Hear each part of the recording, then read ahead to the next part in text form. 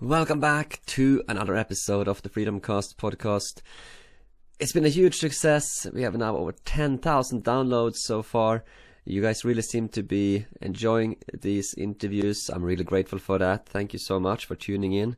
As you know, it's posted on Substack. It's also now on Spotify. It's also on my Rumble channel, and I also post a few clips on YouTube as well. But Substack is the best place to get the podcast. I just want to, before we jump into this next episode, a word from the sponsor here, which is you, the listener. I am 100% independent, which is the only reason that I am able to bring you these interviews and be able to speak freely, because unlike the mainstream corporate media, I am not getting any funding from Bill Gates. I'm not getting any funding from George Soros. I'm not getting any funding from all of these rich people that are trying to push a certain agenda. So that's why it is so important that if you like what I do, if you like my work, that you support my work with a paid subscription on my Substack if you can. It really helps a lot, and it's the only thing that allows me to be able to both write my articles on Substack and also give you these podcasts. So if you like what I do, please consider becoming a paid subscriber and enjoy this episode. Hello everyone, and welcome to this latest episode of the FreedomCast podcast. Today we have David Curtin as a guest from the UK. Thank you so much for joining us. Thank you, Peter. It's really good to join you, actually. Perfect. So you're obviously a politician in Britain. What's your background? You worked for UKIP previously, and now you are the leader of the Heritage Party, if I understand it correctly. Yeah. So what is your background? Oh, well, I don't know how far back to go, actually. Before I got into politics, which was about 10 years ago, I was a chemistry teacher. So I spent 20 years or so just doing a normal job and minding my own business. But then, I've always been interested in politics and culture and current affairs and things like that. But it always seemed like a world that was just behind the television screen, if you like. So I didn't know any kind of way of getting in. But I just thought at the time, about 10 years ago, there's a couple of things that really, really did concern me. So I thought, I've just got to get involved. And the things that concerned me were the European Union and where that was going and how it was changing and morphing into the United States of Europe, which was going to take away democracy completely from nation states. And I didn't think that was the right thing and the right future. And I was also very concerned about political correctness. And even 10 years ago, how that was eroding free speech. And, 10 years on, it's got even worse. Yeah.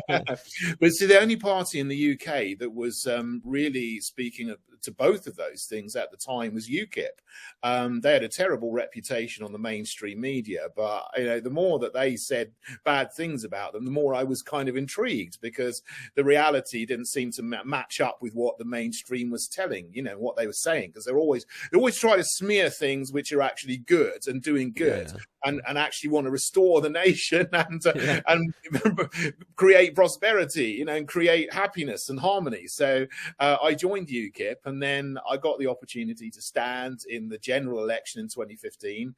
And then I got the opportunity to stand in the London Assembly elections in 2016, just before the Brexit referendum in the UK. And I got elected onto the London Assembly. So that was absolutely fantastic. So I spent 5 years actually on the London Assembly questioning Sadiq Khan, who, even though he's a London politician, he's known around the world for his ridiculous statements and pronouncements and all he's doing. It's a bit of a very politically correct kind of woke politicians. It seems to me. Yeah, absolutely. All those things, So the whole 5 years, I had to question him on all of the ridiculous things he was saying, about Brexit. He was totally against that. He wanted to take the UK back into the European Union. He's all for Black Lives Matter and LGBT Pride Days and so on. One of the first things he did was put gay traffic lights up. So he changed the green traffic lights around Trafalgar Square in London London to have like, you know, symbols of a man and a man together. So it's like everyone looks at them and say, what's this all about? But, you know, that was just a symbolic thing of, you know, where he stands. Obviously now he's totally on the BLM thing, and he's talking about having a commission to rename and reclaim the public spaces, if you like, equality in the public spaces, he calls it, which is about renaming streets and things like this. And so is the BLM thing a big thing in Britain at the moment, or because I thought that was mainly just a thing in the US? When it happened, and I think it was the summer of 2020, because it was just a few months after the lockdown started, it came across to the UK like a whirlwind, really. I mean, it was something that didn't affect the UK. It's got nothing to do with this. It was like, some police brutality in Minnesota. Terrible, absolutely terrible thing. But it wasn't a racist event. It was the police shouldn't have done it, but it wasn't racist. But they just weaponized it. But then it was taken up by activists in the UK as well. So there were BLM demonstrations all over the place, particularly in central London. There were big BLM demonstrations. It was a big media circus.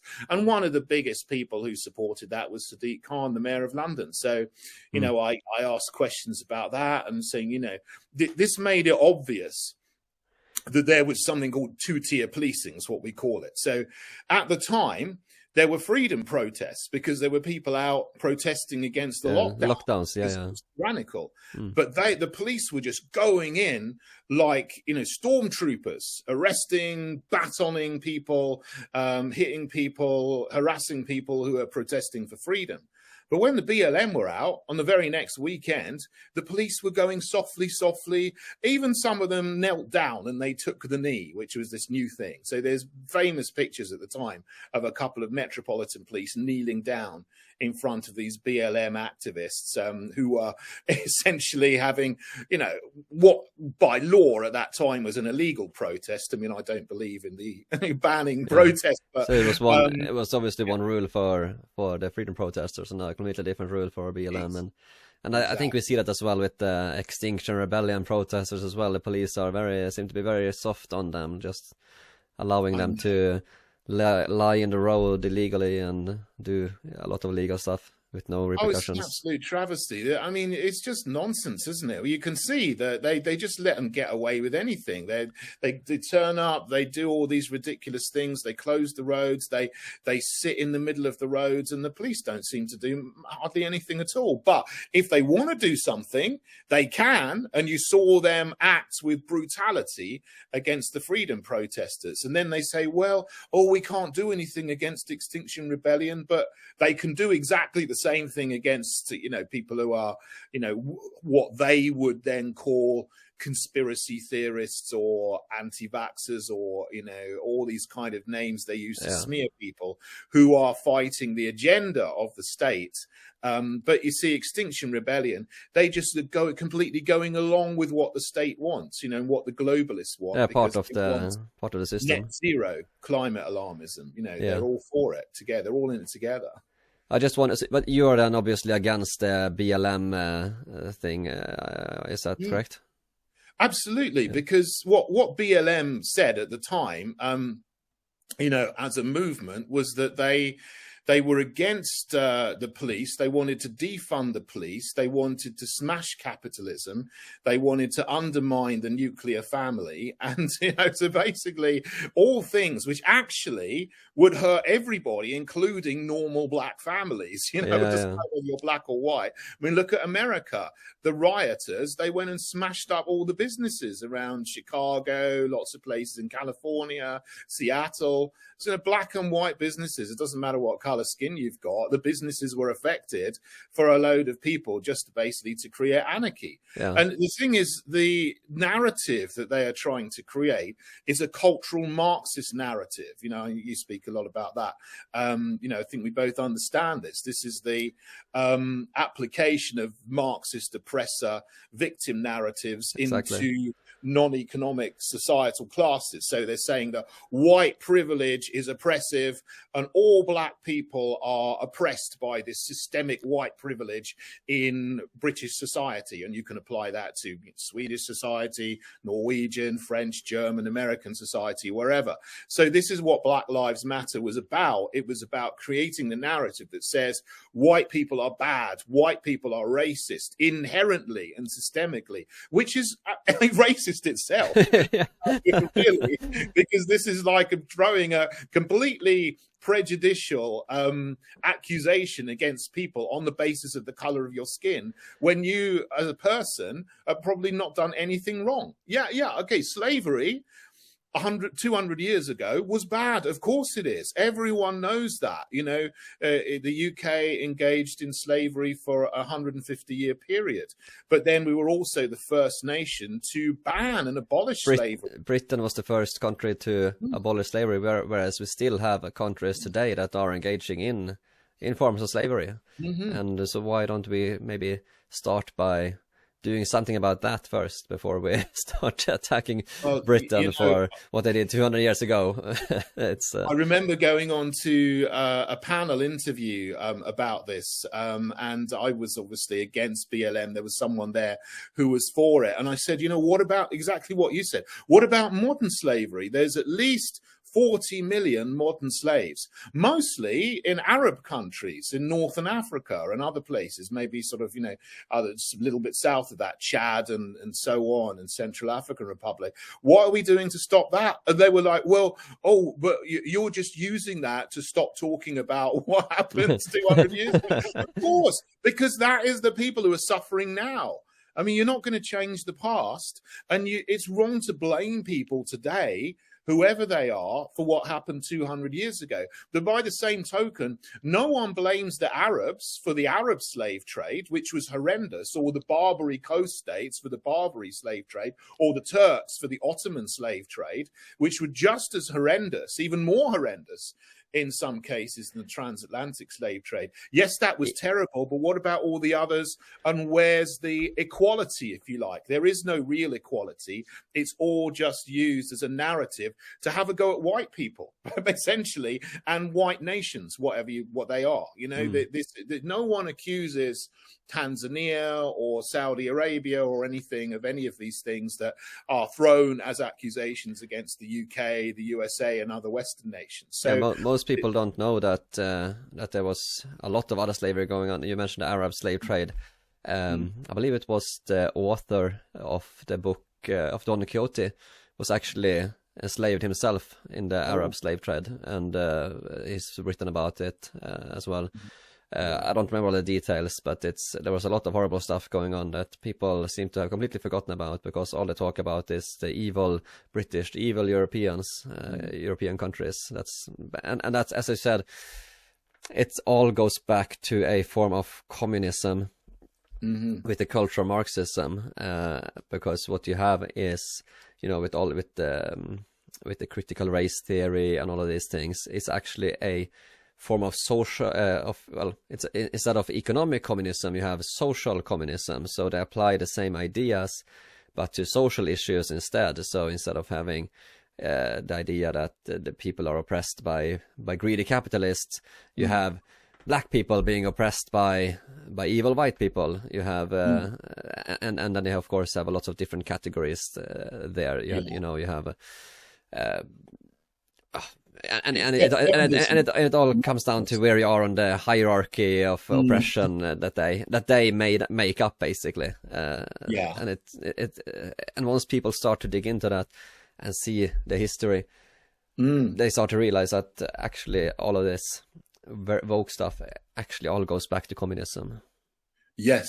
Yeah, absolutely. I mean, you can trace it back, however far you want to go, but you could go back to the Frankfurt School in the 1920s that was very, instrumental in creating the idea of critical theory, as you said, and then sort of implementing it first in the universities and then in wider society. So the idea of the long march through the institutions, that they would then try to infiltrate and corrupt the values of the institution, so that they were no longer supporting Western society, Christian society, whatever, as something good, but they would be criticizing and undermining that and trying to replace it with completely opposite values. So, rather than saying that, oh, Europeans are good, men are good, they've done lots of creative things, it's like, well, men are oppressive, white people are oppressive. And also undermining the whole family structure as well, with the whole LGBT agenda that's sort of progressively come in since the 1960s. I mean, that's another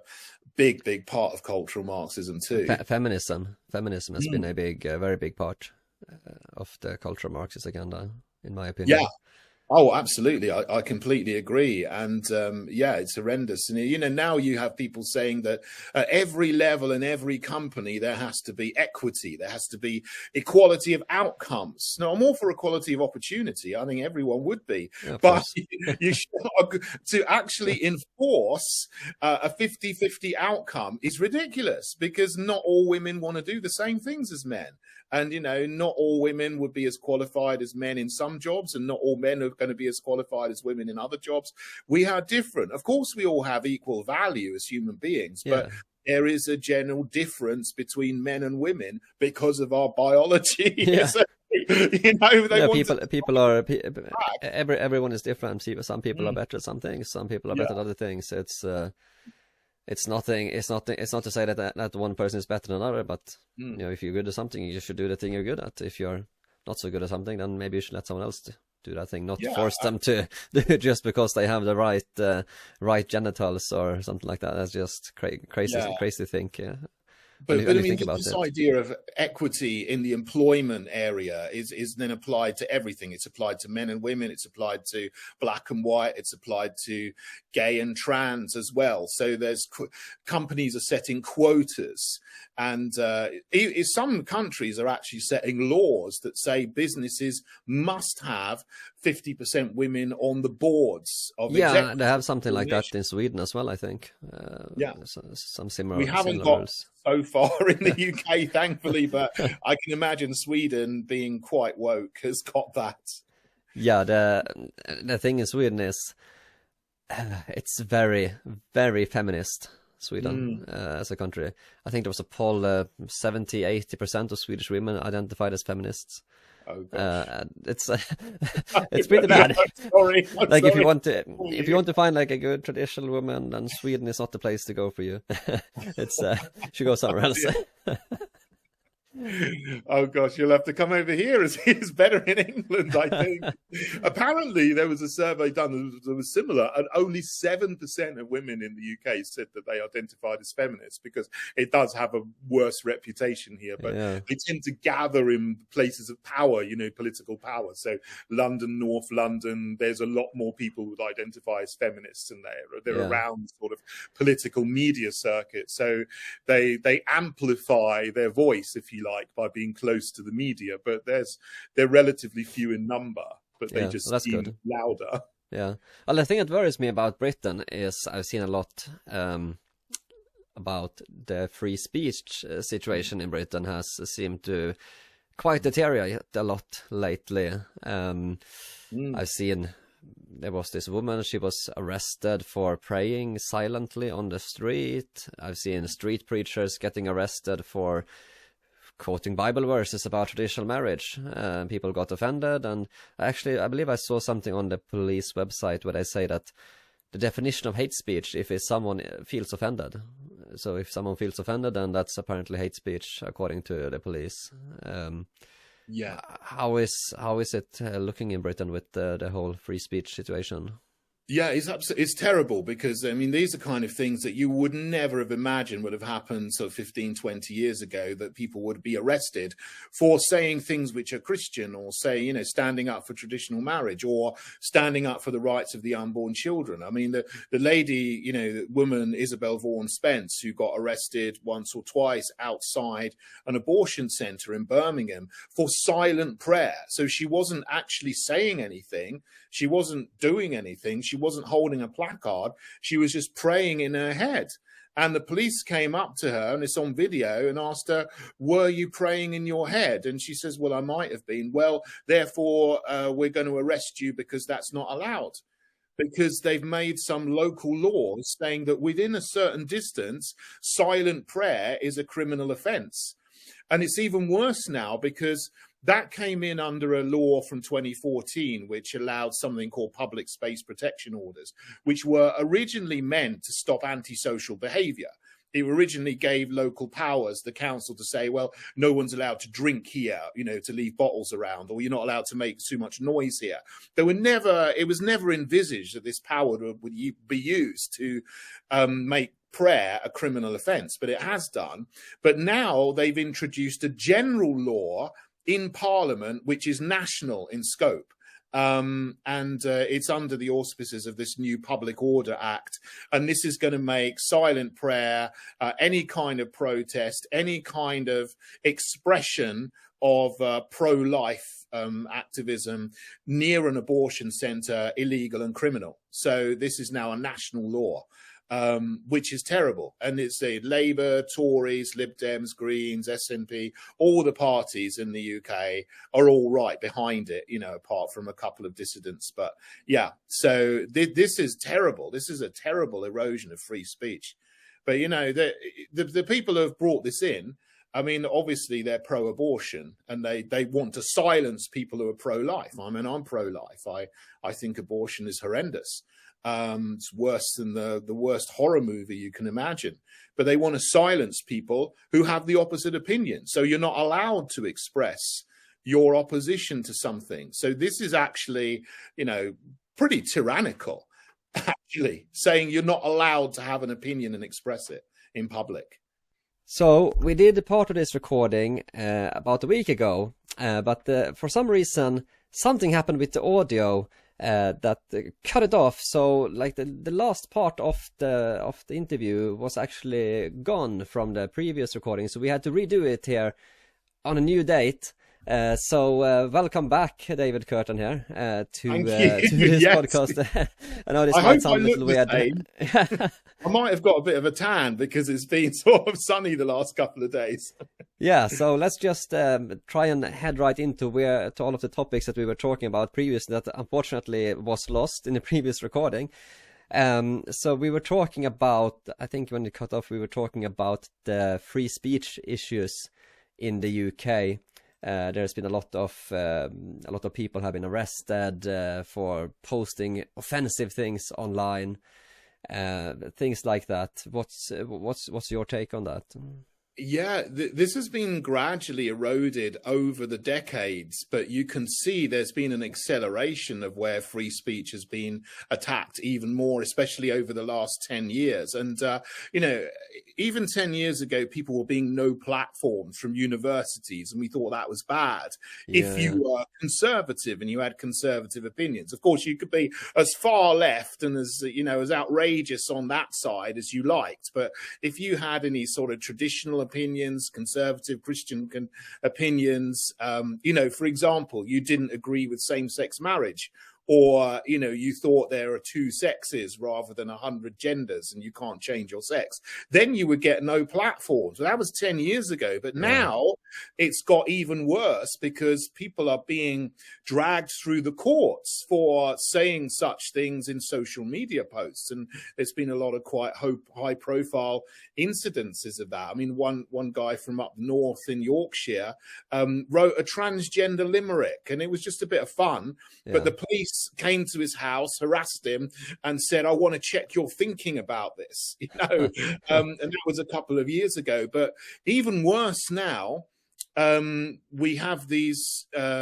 laws, these local laws, outside abortion centers, and they actually prohibit even silent prayer. So it's not just the case that you can't hold a banner up with a baby or talk to mothers going into the abortion centers to try to, offer them help not to have their children killed, for example. You'll now, get harassed and arrested for praying in your head silently if someone thinks that you might be doing that. And this has happened to a number of people over the last 2 years. And there's been a very, very high profile case in the last few months of a lady called Isabel Vaughan Spruce, who went to just pray outside an abortion center in Birmingham. And she was dragged through the courts for that. She was acquitted, I think, on a trial by jury, but the police and obviously the prosecutors wanted her to go to jail, I think, to be convicted, to have a criminal record for praying on the street. Inside of her head, just thinking. So basically they arrested her for thought crime, thinking the wrong things.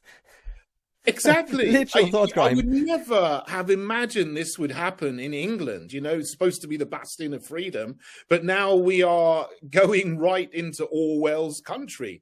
It's unbelievable. But even worse now, what has just happened is the government, with the opposition working together, have passed a new law called the Public Order Act.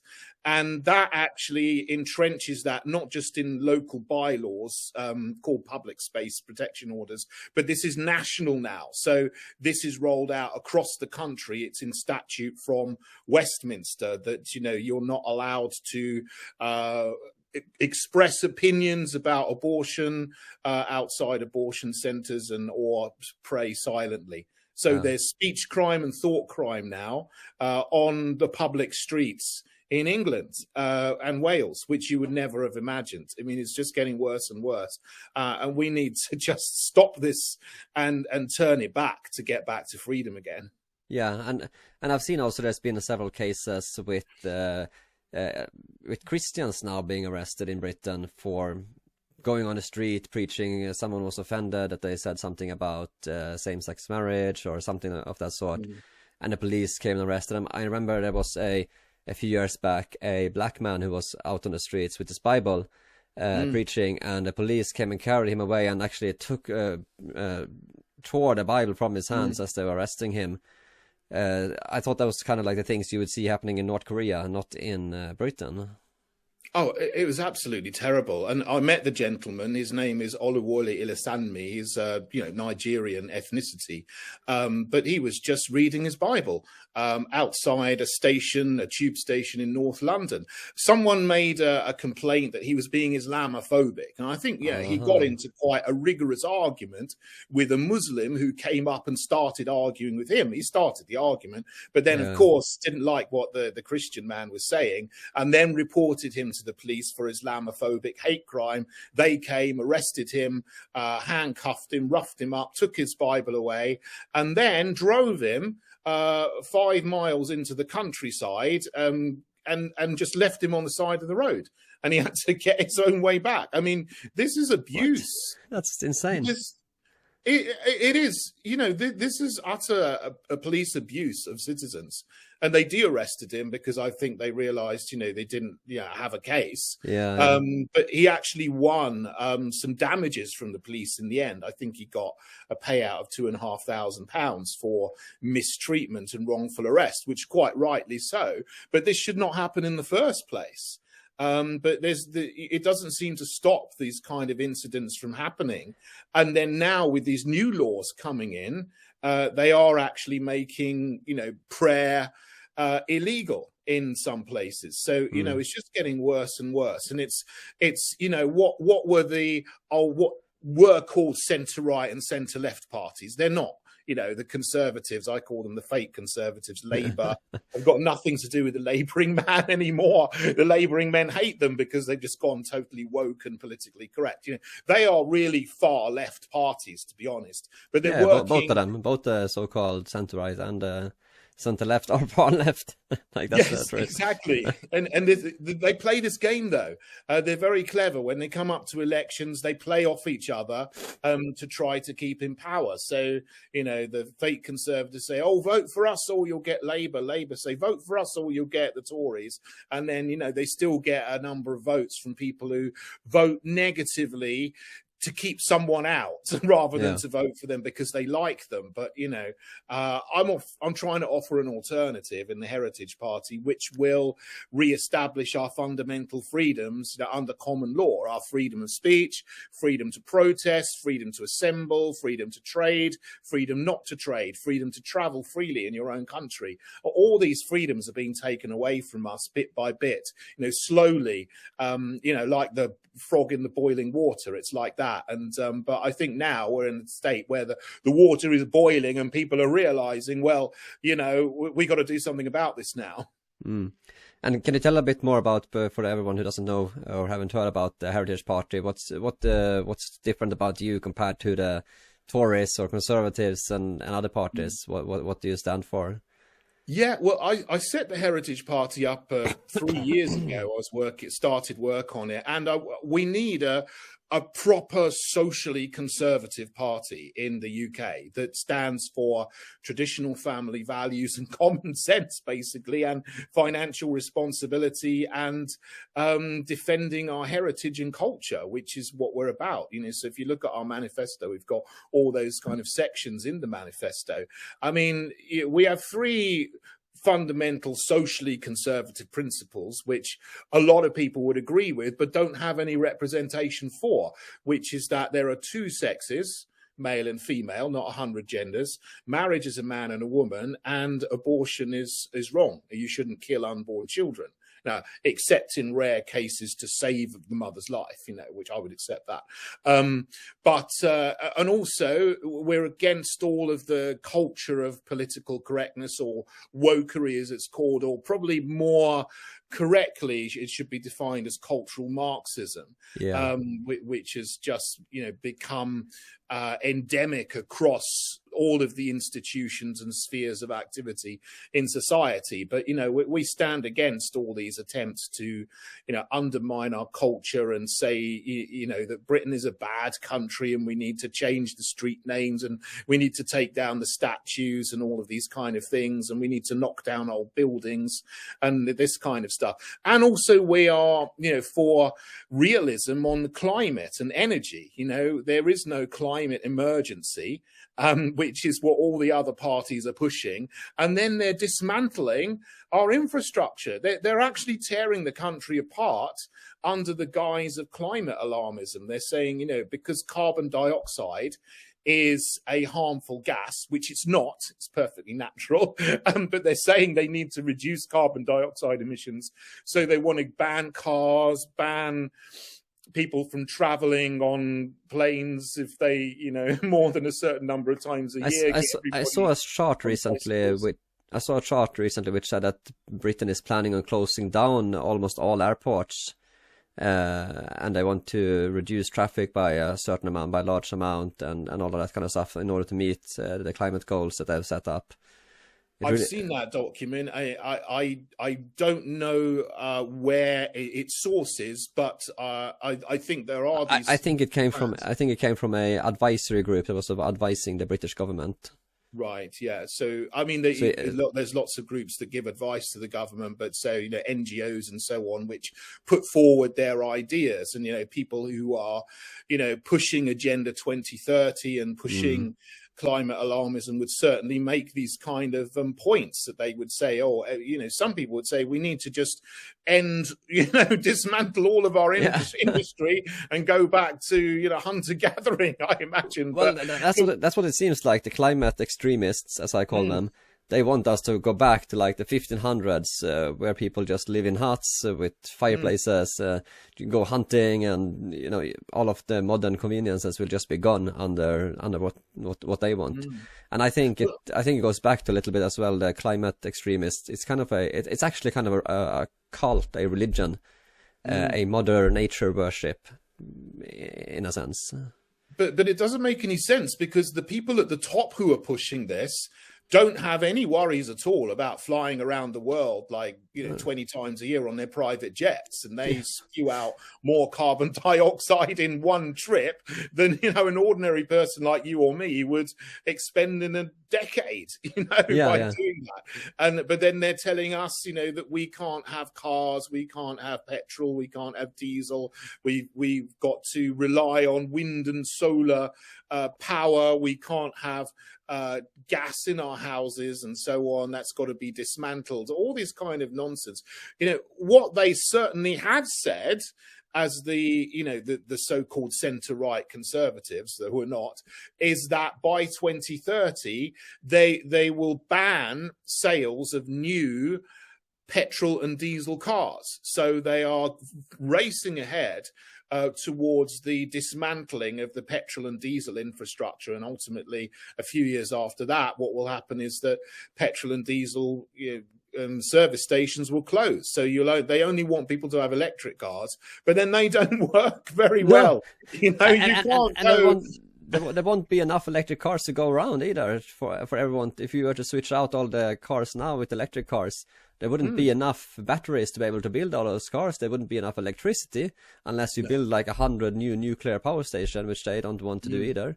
In fact, Germany is closing down the last remaining nuclear power stations this week. It's insane, ridiculous, isn't it? It's absolutely insane. I mean, Germans used to be sensible, didn't they? I mean, when I was young, you looked up to German Technik, engineering, they're fantastic. They have such a wonderful reputation. But what's happened to Germany in the last 10 years? They've just gone mad. They've just thrown out all of the great common sense and ingenuity they have, and they've just pursuing this insanity. It's not going to work. And now I think Germany is now resorting to burning lignite coal because they don't. They've opened up new coal mines. That's what happens when you listen to a child who skipped school. Don't do that. Right. Swedish child who skipped school. Sweden has got a lot to answer for. Yeah. But it's absolutely mad, this idea that we're just going to not have our cars anymore. Like, there's 39 million cars on the roads, vehicles on the roads in the UK. I mean, there's not enough electric charging points for them all, and there won't be ever. No. They just simply are not going to have that. And I think someone once did a study of the cobalt and lithium you need to supply the batteries. Just for the UK, for 39 million batteries for 39 vehicles, if we wanted to make them all electric, you would need all of the cobalt and lithium in the entire world. Yeah, I saw that as well. Yeah. Just for one country. It's not going to happen. So the reality is that they're pushing this, and then people will find, well, actually, we can't all have electric cars. Only the very privileged will be able to have electric cars. Only like 1 in 1,000 people will be able to have them. And the 999 out of 1,000 people will have to walk or use a bicycle and live in 15-minute cities, which they're now trying to promote and bring in. And, you probably heard of that. Yes, we'll talk about that. Just one thing I want to bring up regarding electric cars. One thing people might not realize is that China is actually the country that has control over most of the batteries, and they now actually have the largest electric vehicle manufacturer is in China. They passed Tesla. Called BYD, Build Your Dreams, and they are the biggest. And what will happen is that China will kind of take over the electric car market. Meanwhile, the European car market will be decimated because, well, China is controlling most of the batteries. They're going to get really rich off this. Meanwhile, Europe is going to suffer. Europe is just suffering, making themselves suffer with this insanity. Yeah, and you mentioned 2030 as well. It's kind of interesting that it's always 2030. You mentioned Agenda 2030 earlier. What do you think about how that plays into this whole agenda? Yeah, well, they've got the agenda. They've got this plan. And there was originally Agenda 21, which was for the 1992 Earth Summit. But then that was updated, I think, for the Paris Summit in 2015 with Agenda 2030. So it's kind of a rehash of the same kind of plans that have been around. But essentially, that's a blueprint for a whole new world. They want to totally dismantle the old world and its society and its values and just bring in a completely new world. And you've got all of these buzz phrases that have been going around the last 2 years, which everyone's familiar with, like build back better and so on. You know, they all used to say that exactly the same time, didn't they? Yeah, I remember that. But to build back better, what they need to do is like knock everything down first, and they're building back better, but they're not leveling, you know, they're not building anything. Nothing is back and nothing is better, as someone joked, you know. Agenda 2030 is really linked in with the, as you probably know, the UN 17 Sustainable Development Goals, which is all there. You can look them up. They're all over the place. I mean, people are now openly promoting them. Even 2 or 3 years ago, you'd be called a conspiracy theorist for talking about Agenda 2030, even though it was a document which is published by the UN.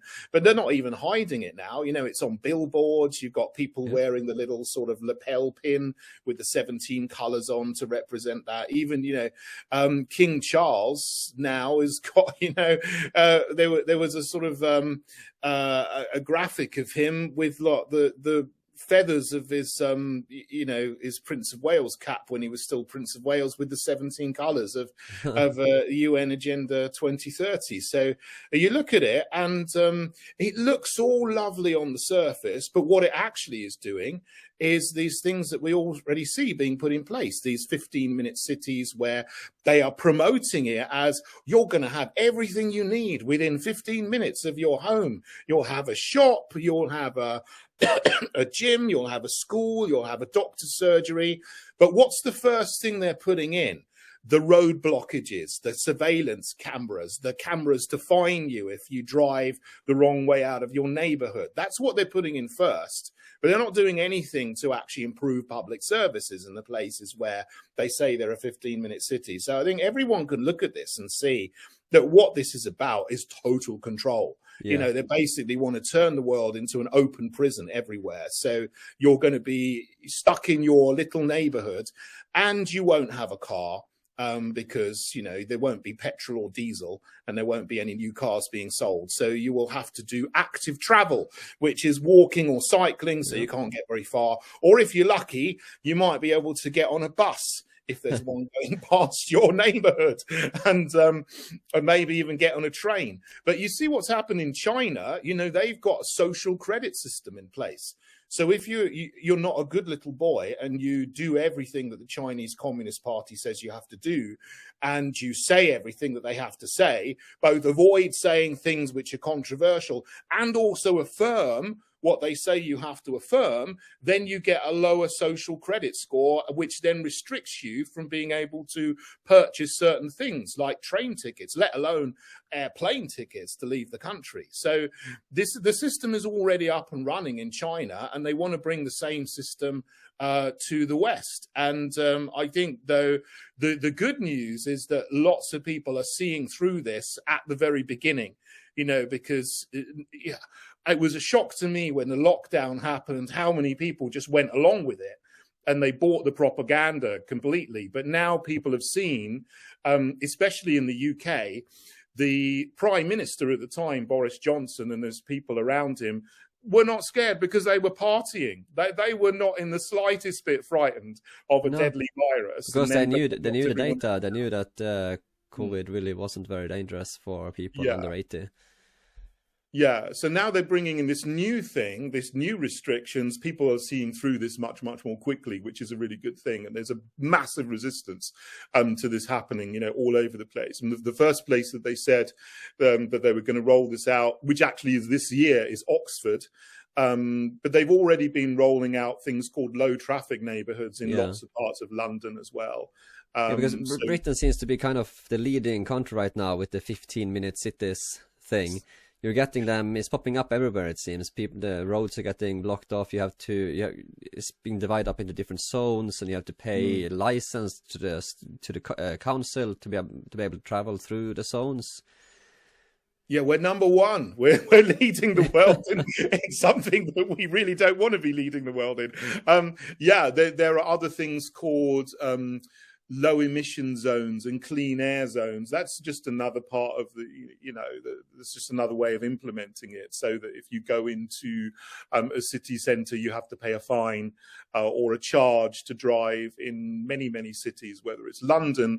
Sadiq Khan, the mayor of London, is now expanding his low emission zone or his ultra low emission zone to the whole of Greater London. So taking in 10 million people in that zone. So anyone who's got an older vehicle will have to pay £12.50 a day every single day of the year to drive their car in their own city. That's basically a tax on poor people then. Exactly. And this is from a Labour mayor who is supposed to be supporting the working people and the poor people, but he's doing exactly the opposite. And he's got a lovely £300,000 armoured car, I think, that he drives around. So he doesn't have to worry about it. No, that is the thing. The elite, they will drive their nice cars, they will fly their private jets, they will eat on the finest meats, while normal people will get stuck in their 15-minute cities. They won't be allowed to have a car because the only cars around will be electric cars, and only the rich people will be able to afford them. It kind of reminds me of what happened in the Soviet Union, where only the party elites, the kind of higher up people, they were only ones that could own a car. They were only ones that had the privileges. The rest of the people, they had to walk, they had to take the bike or take the bus.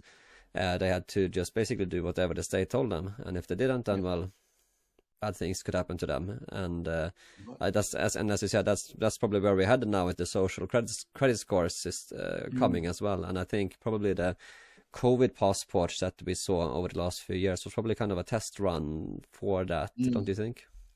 Yeah, absolutely. I mean, there was a lot of backlash against that, but then people took it. People did it because they were restricted from leaving the country or from entering certain venues. The government made it so you needed a COVID pass to go and watch a sports match or go to a concert or go into a large venue or so on. So a lot of people took it. I didn't, and I just said, well, look, if I have to sacrifice traveling and going to entertainment events, that's a price I have to pay in order to resist this. I'm not taking this whatever. So, it was a painful time, because I had 2 years where I couldn't travel. But many people did. They wore the masks, they took the injections, they got the app to track and trace them so that they could go and travel. I thought you got to resist this, and the only way to resist this is for millions of people to say no, because they can't bring it in if there's 5 or 10 million people who don't follow the system, because there'll be too many people outside the system. And that's what we still need to do, and we still need to be looking and being aware and awake to what's going on and the schemes that they're trying to bring in now. No, because I think what we saw with the COVID passport was just the beginning. We're going to see a lot more worse things happening down the line. With now, probably one of the next things coming up now, as I talked about in an earlier podcast, is the central bank digital currencies. Will probably be one of the next big things. The state will be able to control your money, because I think Britain is working on this as well. I saw something about putting a limit on how much digital currency you would be allowed to have. There's all kinds of reports. There's lots of reports going around. That's absolutely true. Then in the newspapers and media a couple of weeks ago, there was a report that says, you will have this central bank digital currency, but the limit would be £20,000 is all that you would have. And then any more than that would be filtered off into a secure account that the government controls. It's like, well, that's ridiculous. My money, I want all of it now. Not that I have £20,000. If I did, I'd be very happy. But, but if I do, then, I want to be able to access it and use it as I want, when I choose. It's not up to the government to control what I spend my money on, and to actually, even worse, say that some of the money that you have, you can only spend on certain things, and some of it will have an expiry date. So you have to spend it in a certain time, otherwise you lose it. So, this is just terrible, infringement on our rights and our freedoms for the government to be even considering doing this kind of thing. But these plans are all being put out there. And, the thing is, we don't have it yet because the banks are still functioning, sort of. But it is a great concern because you've had a few big banks, relatively big banks, go under in the United States. And if they all fall down, then what happens? We just don't know. We're in uncharted territory. But I have a feeling they will say that, we need to introduce this digital currency now to avoid any kind of financial crash from happening again. So just take this solution to this problem that we created, and everything will be completely fine. Just like they said with the COVID passport, just take this, and then you'll be allowed to go out and travel. You'll be allowed to go out and have fun again. I think we're going to see the same script being used on the digital currencies as well. So we really need to prepare to get ready for it and say no. And I think the solution is cash. We've got to keep using cash. And, there was a story from Australia a couple of weeks ago. One of their big banks, ANZ, has, taken cash out of a lot of their branches. Yep. They're not going to deal with cash anymore. They're going fully digital. So I think they've lost a lot of customers, but they're just seeing what's going to happen. But, if some of the big banks decide to do that, then we have to use cash. But the reason, the justification they can say used for that is that only in Australia, I think it's something like 13% of transactions in total use cash. So 87% of all transactions in Australia are digital. So they're saying, well, cash is going out. People aren't using it so much anymore. So we're just going to get rid of it. Like they got rid of checks, pretty much. In the UK, we've actually started going up. I was looking into this because I made a video on it.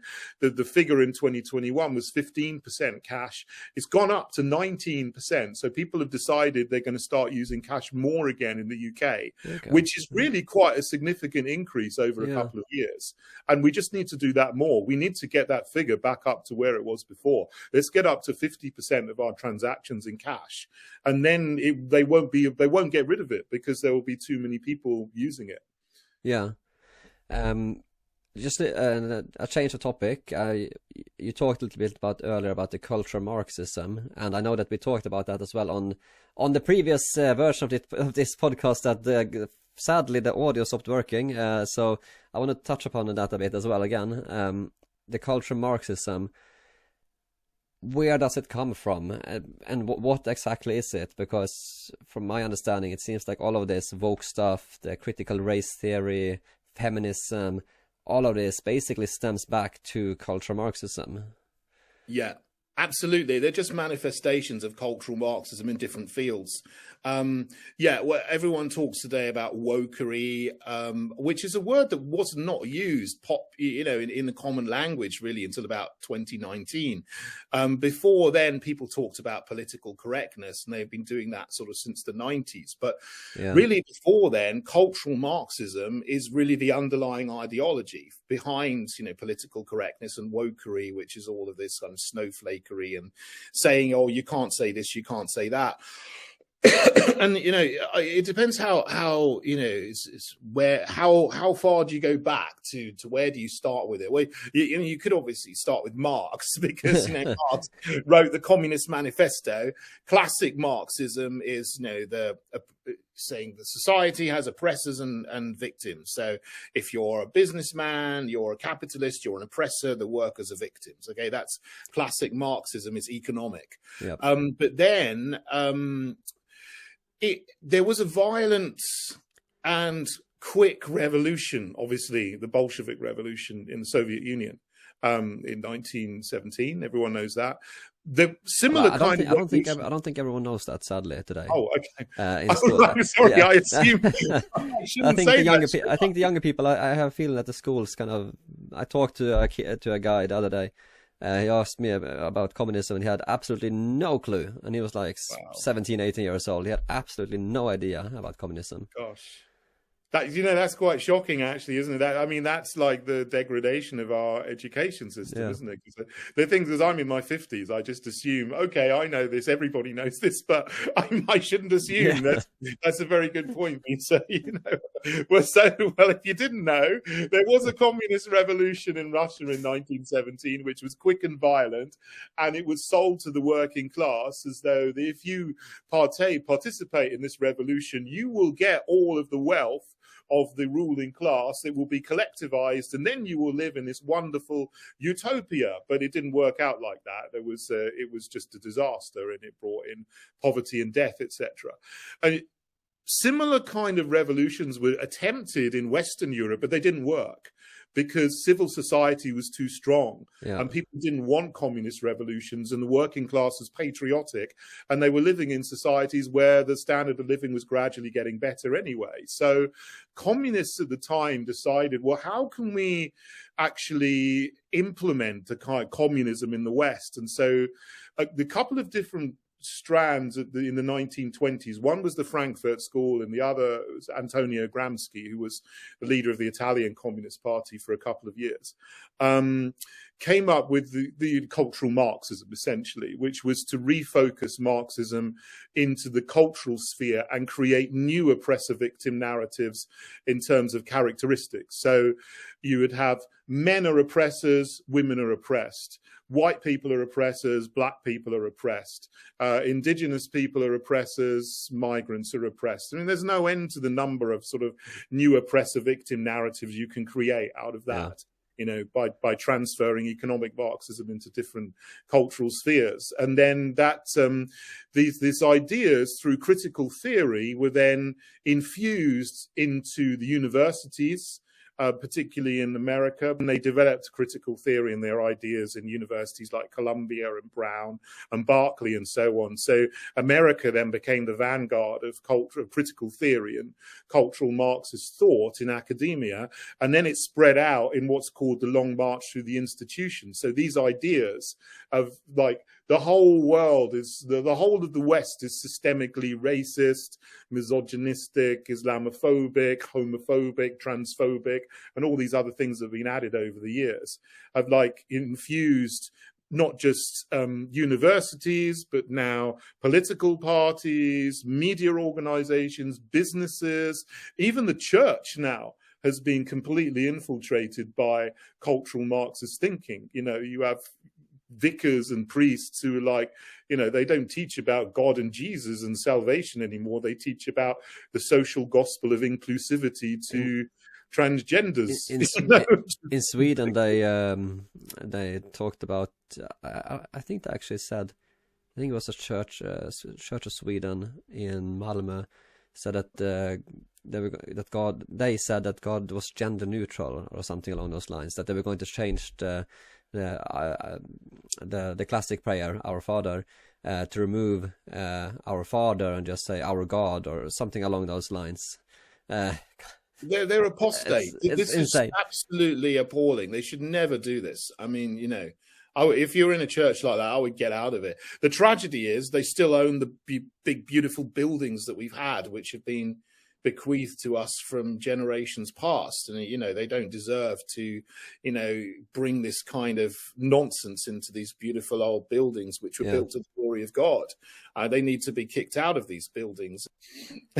Well, it's a lot of problems with churches today, that's for sure. It's a lot of funny business happening in most churches, and I think the Bible warned about it, saying that there would be lukewarm churches coming up in the end times. So I guess it's we're definitely seeing that happening.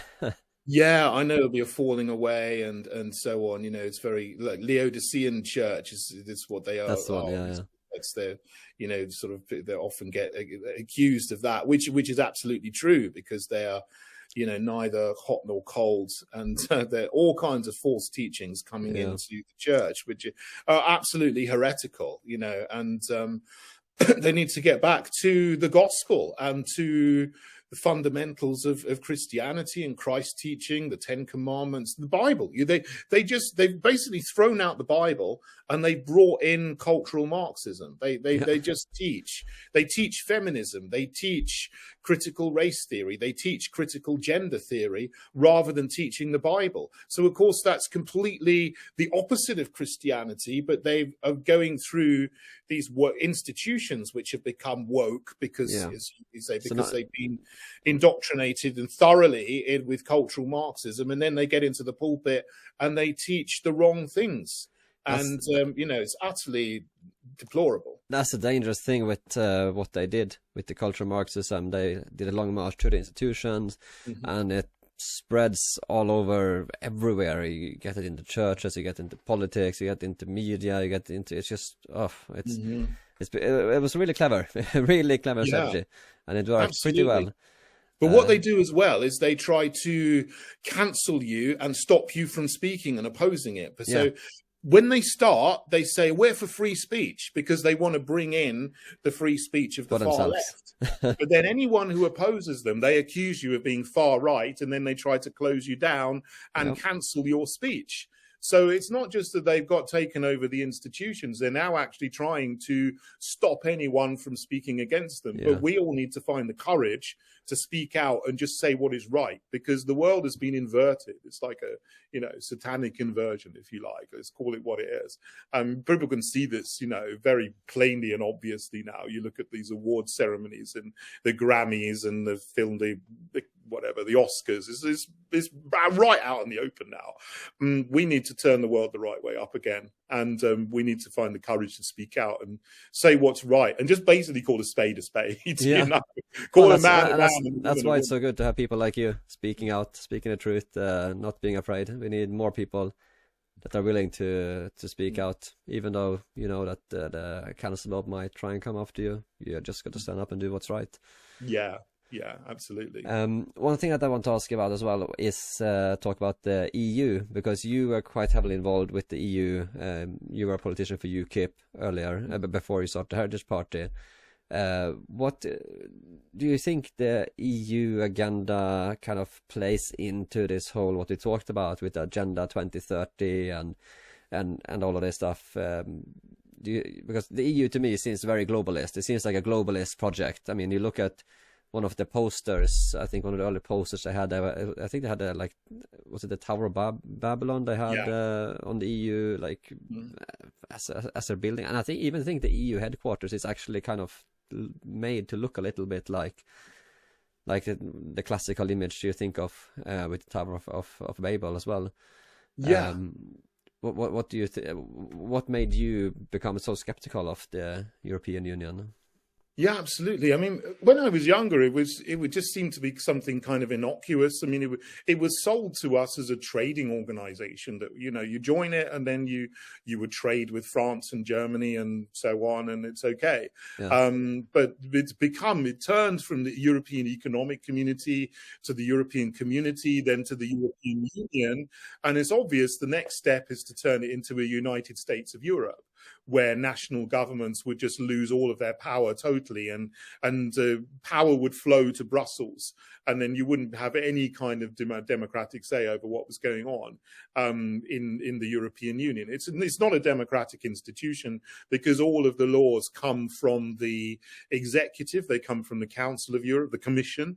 The Parliament cannot introduce new laws for themselves, like in Sweden and the UK. If you're an MP, you can promote you can propose a new law. You can't do that in the EU. So democracy is going, and it's they self-declare themselves as progressive, which is a very, when you hear the word progressive, I mean that's obviously a buzzword for bringing in this kind of liberal left agenda. I think I even heard somewhere where I said it was that they wanted a liberal world order. I can't remember who said that, but I think it was one of the top people at the EU. Yeah, which actually means they want to destroy everything in the past. Any kind of Christian, traditional, conservative family values, they want to get rid of them and want to bring in something totally new, which is going to be, there's all different kinds of families, so you can't say anymore that, well, the traditional family of a mother and a father bringing up their own children within a lifelong marriage is the best model of the family. And it is.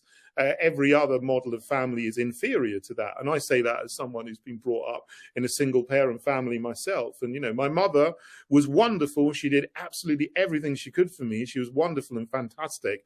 But she couldn't teach me how to be a man. You need a man to teach a boy how to be a man, So I don't blame my mother at all for that. She's absolutely wonderful. But, to say these kind of things, it's just not true, and they're trying to corrode and undermine the traditional family. And they're now, they're fully on board with this push to transgenderism, which is this, we said cultural Marxist before, but you could call it woke or liberal or progressive or whatever.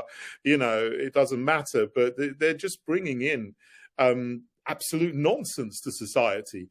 And the bizarre thing is, we used to think in the West that we were morally superior to Russia and China, which I think, in the 70s and 80s we probably were. But now they are protecting their children from all of this guff that is coming out of the West. They don't want anything to have it. I saw China. They came up with a ban. I think they were banning effeminate men from TV, so they can only have like masculine men on TV for good role models. Absolutely, yeah. Whereas in the West, white men are always portrayed as wimpy soy boys, who are the losers. You can only portray someone who's masculine on Western TV if they're black, basically. So you look at the television, you'd think that, the country was like 60 or 70% ethnic. Yeah. And actually, it's 80 to 90% white. It's just, portraying complete unreality. But this is kind of, what's happening in the media sphere. But, going back to the EU, you've got the politicians in there that are making the kind of laws which force you or coerce you into promoting equality and inclusion, which is like the law should always be negative. It should always say, you can't do this, you can't do this. So, in common law, the understanding is you can do anything you like, provided it doesn't cause harm, loss, or injury to another person, another man or woman. Yeah. You shouldn't make laws that say, you have to do this, you have to do that, you have to do that. But the EU, and now even Westminster in the UK, is bringing in all kinds of laws that say, you must do this, you must do this. You must have 50% of your boards being women, 20% of your boards being LGBT. At every level, not just at board level, but every level of the country, there must be 50-50 male, women, whatever, so many transgenders, so many ethnic people, which is a coercive law, which should not be brought in. But, this is cultural Marxism in politics and law, you see, and the EU is at the vanguard of promoting and pushing this. And that's one big reason why I want nothing to do with it. Yeah. So the Heritage Party then obviously is against the EU. You don't want Britain to go back into the EU. Absolutely. No. Look, I want us to be friends with all the other nations. I mean, I love the nations of Europe. I've traveled so much. I mean, I lived in Bosnia for 2 years. I was a chemistry teacher there. I lived in Berlin for, nearly 2 years. And, it was wonderful. Europe is a beautiful and rich continent with beautiful people and beautiful nations, but it's being ruined by the EU, which is like undermining our heritage and our traditional culture and trying to make everything into one big homogeneous grey blob that's all the same. And that's what globalism is doing. You have all of these different beautiful countries with their own cultures, own traditions, own laws, own identities and so on, and then the globalism just wants to try and mash that into one big the same thing instead of getting all this beautiful diversity that they so much love to talk about that they are actually trying to destroy. It's kind of crazy when you think about it that way. It's like it's a very paradox, and I think it's deliberate. They say one thing but they're actually doing the completely opposite. Right, exactly. You're talking about real diversity, where people have their own cultures in their own areas, and it's wonderful. This is it. People come to London, they want to see Londoners. They want to see like tradition. They don't want to see, sort of whatever is going on in London now. I've got to be careful with my words. I nearly said something that might get me banned. Oh, no. London is not what it used to be. Let's put it like that. And, well, it's I think it's the same in Sweden as well. Sweden is not what it used to be either, and that's all goes back to, I think, the culture of Marxism and the socialist policies that have been implemented further and further, and then all the globalism as well. And I think this whole culture of Marxism and globalism fits together as well. They kind of go hand in hand, if you ask me. And it's and that's what people need to realize. Once they see the bigger picture, they see that it's all connected. It all goes hand in hand. All of the World Economic Forum agenda, the 2030, the EU, globalism, culture of Marxism, all the woke stuff, it all goes hand in hand. And once you start realizing that, then you kind of start to know what to look out for, and can start to speak out against it, and stand up for the truth. And that's it's quite important, because I think most people, that just listen to the mainstream media and they get fed with all of the propaganda. But if one person who is aware of the agenda, maybe you can speak to a few friends, maybe they can start being aware of the situation as well. So that's kind of important. I think we're running towards the end here now of time for this interview. Is there anything else that you want to add about the Heritage Party, or anything else you want to finish on? Well, I mean, we talked a lot about, what's the negatives going on, and it seems overwhelming, but we do need to act and resist. And, that's what I'm trying to do in the political sphere by creating the Heritage Party. And now we're growing so fast. Now people are getting to hear about us more and more. We've got local elections going on at the moment. We've got 64 candidates standing around the country, which is fantastic, in local elections. And, we've got a whole manifesto which you can look up on heritageparty.org. That's a website. And I think it's a program to just turn things the right way up again, and just restore common sense to our nations. The things that were there before things started to get destroyed and overturned, and 30, 40 years ago, and have accelerated over the last 10 years. So we hopefully more people will just join in. This is not going to go away unless you fight it. So join the fight in any sphere you can. If you want to join us in the UK politically, please come and join me at the Heritage Party, and it would be lovely to have you on board. Yeah, excellent. And of course, I'll link below to the Heritage Party and your social media as well. People can go follow you. Make sure you do that, especially if you live in Britain. Look into the Heritage Party, and maybe you can go and help out. I don't know if there's any volunteer page on your site. Yes. Yeah. Okay. You perfect. Just click on volunteer button if you want to. Yeah. No, yes. Perfect. Yes, of course. I'll make sure you go and check out Heritage Party and David Curtin's social media. I'll link below. Thank you so much for coming on. I think it's been an excellent discussion here. It was a little bit divided up. We had the first part that was recorded a week ago, and then the second part is recorded now. But hopefully it all fit together nice. And thank you so much for coming on. Great. Thanks for having me on. Excellent. Thank you.